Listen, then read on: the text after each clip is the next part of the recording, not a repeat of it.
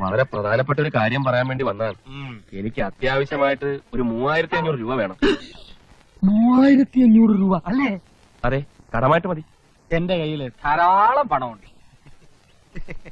അത് ഞാൻ നിനക്ക് കടമായിട്ട് തരില്ല.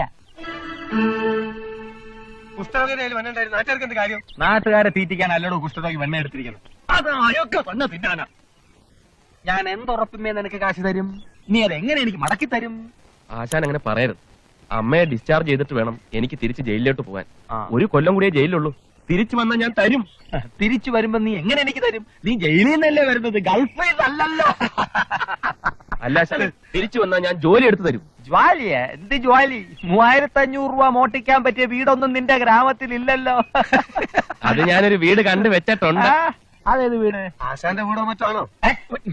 കളിച്ച് കളിച്ച് ആശാന്റെ അടുക്കളയിൽ കയറി കളിച്ചു തുടങ്ങിയല്ലോടാ. എന്തോ